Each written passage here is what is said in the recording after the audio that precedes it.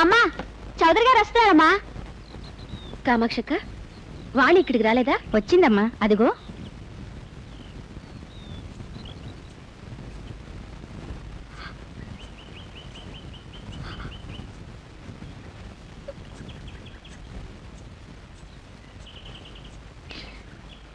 వాణి చౌదరి గారు వచ్చారే, నువ్వు వెళ్ళి పలకరించకూడదు? రానక్క, నేను రాను. ఏమి? దేవుళ్ళంటి చౌదరి గారిని ఆ రూపంలో నేను చూడలేనక్క. ఆ వేదన తట్టుకునే శక్తి నాకు లేదక్క, నాకు లేదు.